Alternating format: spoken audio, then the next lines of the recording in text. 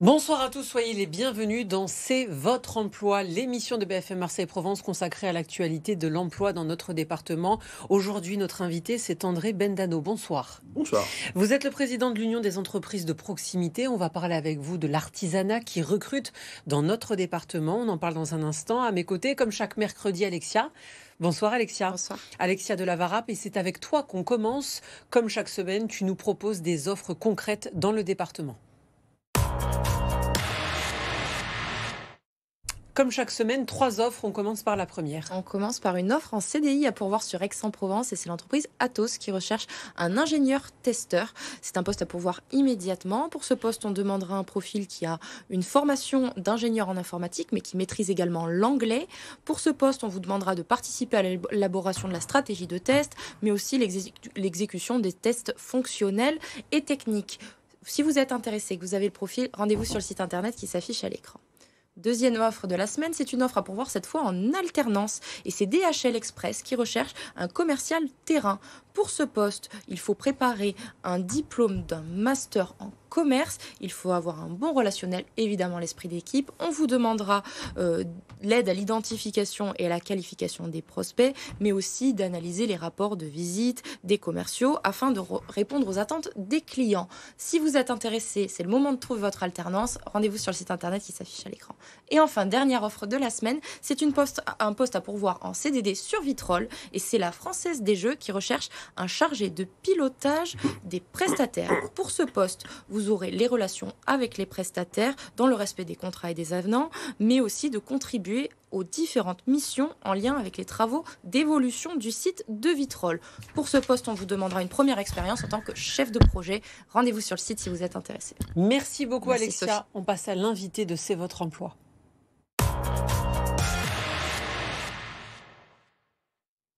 Sur ce plateau, André Bendano, vous êtes le président de l'Union des entreprises de proximité. Les entreprises de proximité concernent l'artisanat, mais pas que, c'est ça? Mais pas que.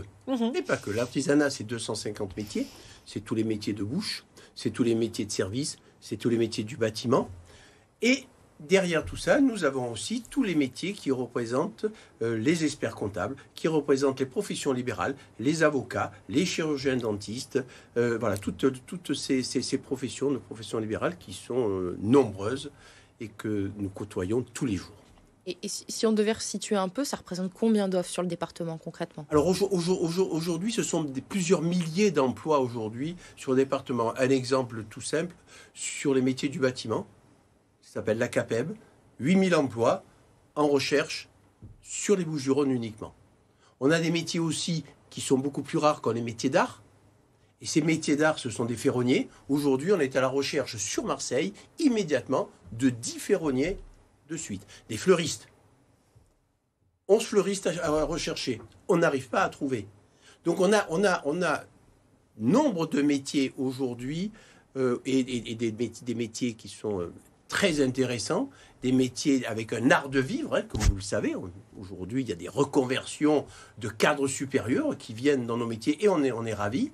Avant, ça représentait ce que tout le monde avait une mauvaise image de l'artisanat, de nos apprentis avec le ghetto des cancres, mais on était plutôt l'école des talents, on n'arrêtait pas de le dire, mais aujourd'hui, vous en apercevez. Donc voilà, donc aujourd'hui, on recrute. Vous parlez de cette mauvaise image, mais au-delà de ça, il y a peut-être aussi le côté horaire avec des métiers passion, finalement, on ne compte pas ses heures. Quand on est chef d'entreprise.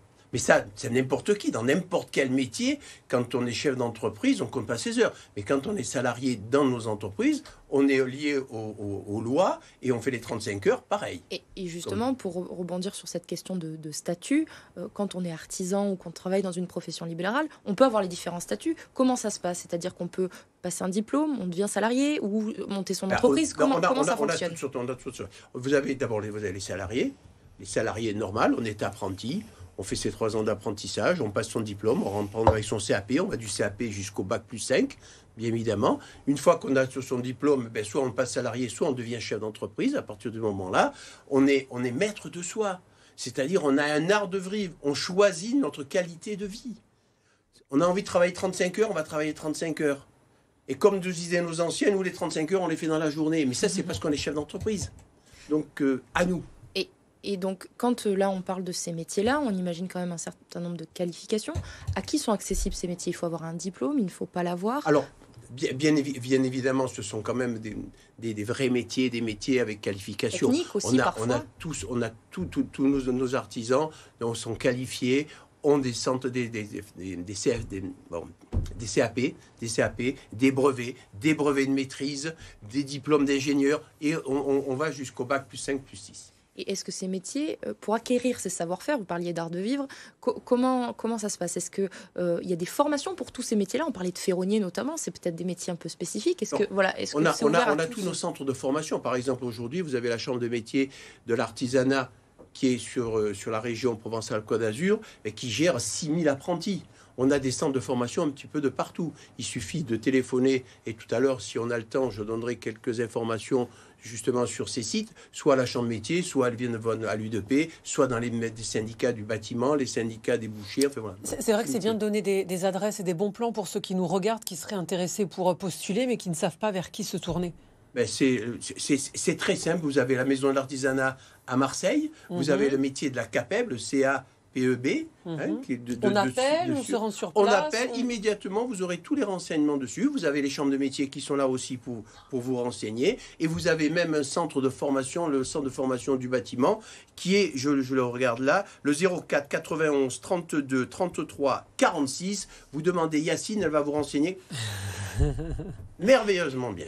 Avant de donner la parole à Alexia, vous parlez de fleuristes. Là, concrètement, dans le département, quels sont les métiers qui recrutent le plus? Vous avez 2 ou 3 métiers. Alors, vous avez bien évidemment tous les métiers de l'hôtellerie, mais vous avez tous ces métiers, mais vous avez aussi tous ces métiers de bouche. Mais outre les métiers de bouche, les bouchers, les boulangers, vous savez qu'un boucher, un boulanger, ça gagne en tant que salarié super bien sa vie. Je n'ose même pas dire les salaires qu'ils ont. Ne croyez pas qu'on a des salaires de notre temps. On est au SMIC, voire le double du SMIC. Et même plus. Donc, et puis on mange bien, hein. Alexia. on parle de métiers de savoir-faire. Est-ce que la meilleure voie pour toucher ces métiers-là, c'est l'apprentissage? Vous en parliez un peu. C'est la voie royale. Donc un CAP apprentissage ou même des niveaux supérieurs. Mais aujourd'hui, vous avez la voie royale avec l'apprentissage qui commence à 16 ans, bien sûr, ou à 15 ans, bien sûr. Mais aussi, vous avez l'apprentissage, aujourd'hui, maintenant, on le voit avec les adultes. Donc aujourd'hui, un adulte, on peut arriver à le former en 6 mois ou 1 an. Donc c'est complètement tiré. Et tout ça, on a toutes sortes de formations. On a de la formation à la carte. Donc aujourd'hui, il nous manque des coiffeurs, il nous manque des fleuristes, il nous manque des plombiers, il nous manque des maçons, mais il nous manque tous les métiers, l'esthétique, tous les métiers de la beauté. Et je peux vous assurer qu'on a des métiers où on a le sourire.